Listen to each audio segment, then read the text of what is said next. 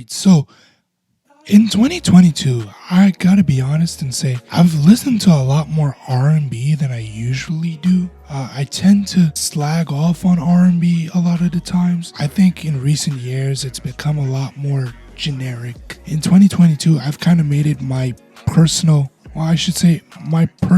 goal to listen to more R&B. So with this, I've created a list of 5 female R&B artists you should be listening to in 2022. In this list, it will kind of comprise of a couple people that are a little more known, a couple people that are underground. So number 1 I got on the list is ravyn Lenae, kind of known her work for about 4 years now. What really got me into her was her Moon Shoes EP, which I thought was a fantastic way of kind of putting that's pretty different to what a lot of music was doing within like R&B and neo soul, and she's kind of in that region. Then she brought out her first full-length project, which was Sticky, and it did really well. And now she brought out this new record called Hypnos, which I think is a step down from Sticky, but I do think it is a beautiful album still. You get deep cuts with K Tronado, which is very fun to listen to hear ravyn Lenae on a beat with K Tronado. And Felix was all over this project. Felix is probably one of the best producers within R&B in my opinion. The production on this is dreamy as you could possibly want it to be. I think she has this, no pun intended, but this hypnotizing voice of wanting to listen to her voice for hours. It's very beautiful. She has this super high range that blends so well with the beats that she's usually on. Next person is going to be Ella Mai. I've already raved about the album that she dropped this year. It was a beautiful comeback for her. I mean, this was an hour long, 15 tracks within that Heart on My Sleeve album. Even though I don't think that every song hit on the album, I do think that each record had a means to an end. It didn't feel like this song shouldn't be on this album. Every song felt like it should be there and made it what it was. Go catch this album, Heart on My Sleeve, go listen to it, and go enjoy yourself, and go cry. I had to throw this next pick in there just because like she's just been on a tear as of recent. Just like every song she brings out is just amazing, whether it be by production, whether it be her voice, or whether it be the overall mood and tone of a song. And I'm talking about Alex Isley. Even though I'd say like she's more neo soul centric, I do think a lot of her influence is still R&B. The project that she released this year, Marigold, is absolutely amazing. On this project you get some features from Robert Glasper and Bass, which is pretty cool, and it's only 9 songs long, 28 minutes.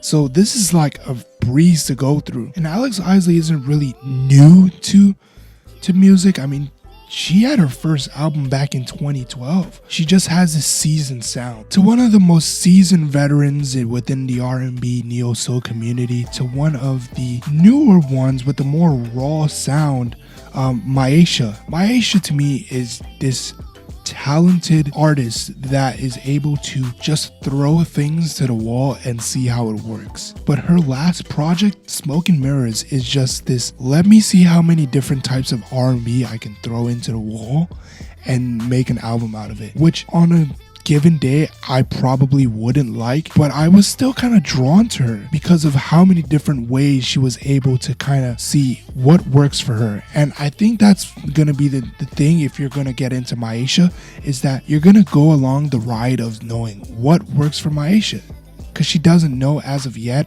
She's still trying a lot of different things. This is only her second project that she's brought out, and I'm not really the biggest fan of the project, but I did think it was something that I should bring to the attention if I'm talking about a list of people in R&B that you probably should be listening to, just because of how almost confusing the project is, that it goes in so many different ways. It seems like she wanted to make something for everyone to listen to. And I think in a few years, she's going to be able to find her sound and find what she really wants. She's been tackling, more pop R&B. She's even thrown in some indie R&B, some soul R&B as well. Like, she's tackling a lot of different things and she hasn't really found it yet. And I'm very interested to know what she does next. And the last on the list had to be UMI. I think within the R&B community, UMI has kind of grown into this staple of what R&B can be and what should be being pushed in R&B. Her last album, Forest in the City, was a really cute with a 50-minute runtime. I gotta say, it was a very nice experience. I didn't feel like I was being dragged along, but off the jump, it just felt like these are very nice spacey beats. I don't think UMI has the greatest voice, but I do think she has this very enticing voice of almost sounding tired. That's not a bad thing in this case. I think sounding tired for her really works. I was very glad to discover her this year, and I think that she's gonna be a lot bigger than I expect. I think she's very versatile as well, because Introspection Reimagined, her first debut album, is so much different from Forest in the City. She's definitely found her place already as to where she wants to be. I'm very satisfied